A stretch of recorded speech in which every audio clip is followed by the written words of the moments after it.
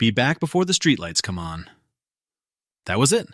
No GPS, no text me when you get there, just trust, and the specific shade of orange the sky turned when you were running out of time. You felt it before you thought it. The calculation. How far, how fast, which way home. If you were born between 1977 and 1985, you grew up in the last analog childhood and entered adulthood when the digital world arrived. You are not quite Gen X. You are not quite a millennial. You live in the seam between them, and living in a seam has a psychological cost that nobody has named. This video is about that cost, and why it was never your fault.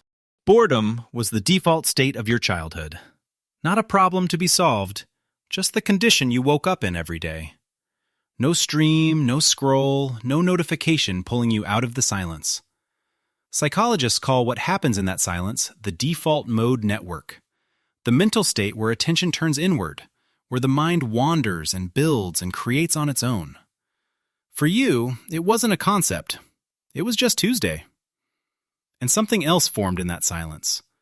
A capacity to exist without input. To be unreachable and feel no anxiety about it. Just offline, present, whole. That capacity would become the most disorienting thing you carried into the world that came after. You waited for a song to come on the radio. You had one tape you'd recorded over so many times, the sound had gone slightly fuzzy. You kept it anyway. You agreed to meet someone at a corner and left the house, because once you left, you were simply gone. No way to say, I'm 5 minutes late. You were either there or you weren't. Your mistakes disappeared by morning. Your identity formed without an audience. Nobody remembers who you were at 15. Psychologists call what that builds delayed gratification, the capacity to hold discomfort without demanding relief. You were formed by a world that offered no alternative. That formation is the first reason the world that came after never felt entirely like yours. Around 1995-1996, while your identity was still soft, still forming, still asking, who am I becoming? The internet arrived. You remember the sound of it. Buzz, click, whir, that long, grinding negotiation of a dial-up modem before the screen finally opened. The world you'd known as local opened without edges, overnight. You were old enough to remember the before, young enough to master the after. Psychologists call what was created technological bilingualism, two complete cognitive systems running inside one's mind. Millennials were born into an internet already fully integrated into daily life. For them, it is not a transition, it is air. Gen X encountered it as adults and adopted it as a tool. You did neither. You immigrated. Without a guide, without a parent who had crossed first. You understood how it worked because you had watched it grow from nothing. The HTML typed by hand, the command lines, the pages are loading one slow line at a time.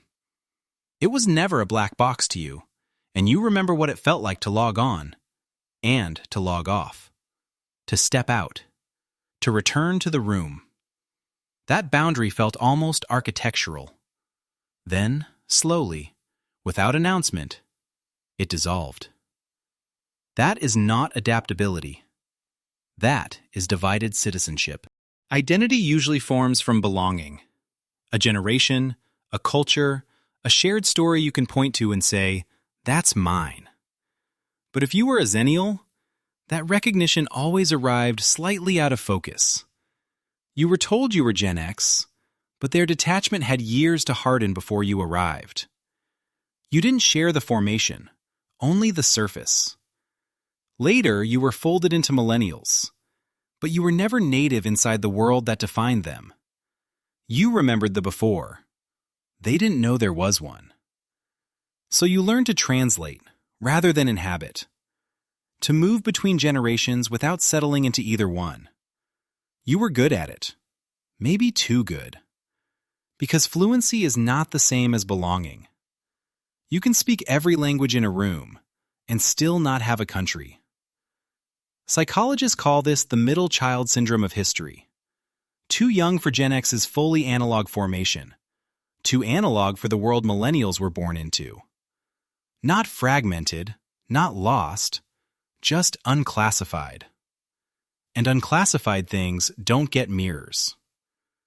The cultural conversation never stopped for you. It was always boomers versus millennials.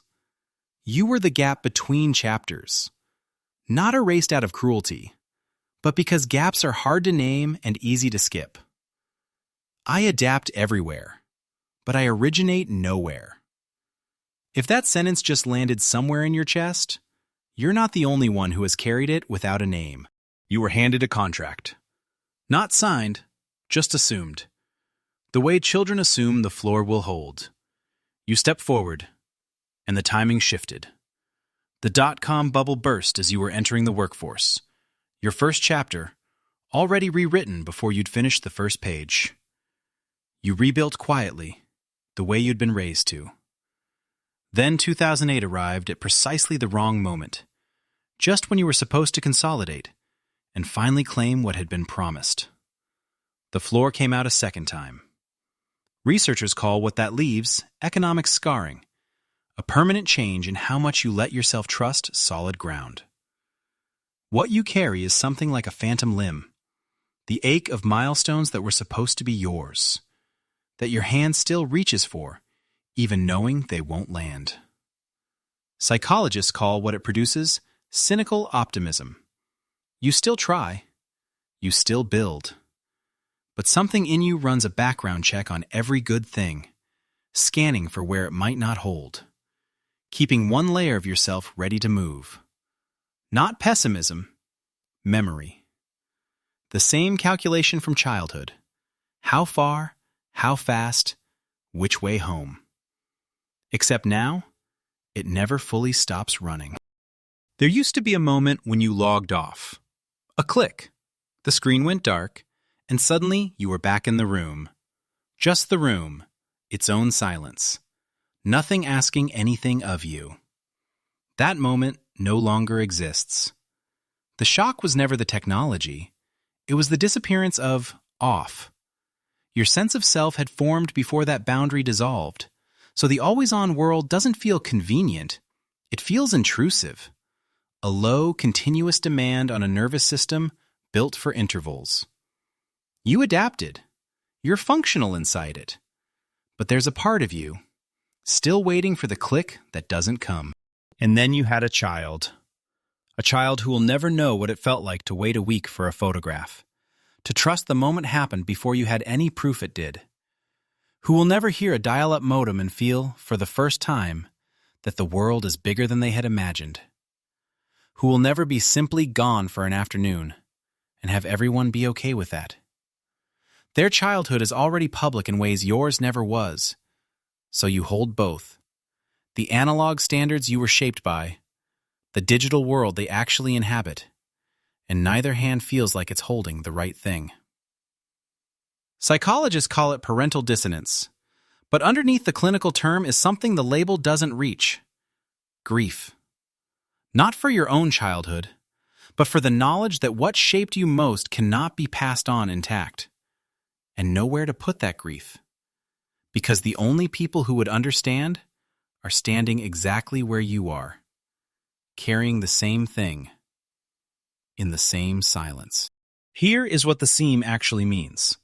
You are the last generation whose inner life formed in genuine silence, before attention became a resource to be mined, before identity required an audience, before childhood was already public before it began. After you, that silence is gone. Not fading, not shifting, gone. Your memories are not just yours.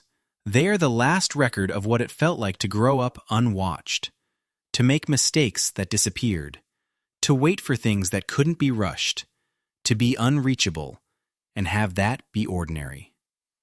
You are the last ones who felt the streetlights come on and knew what it meant. If something in this landed, what is one analog memory you still carry clearly? The sound of it, the specific feeling. Leave it in the comments.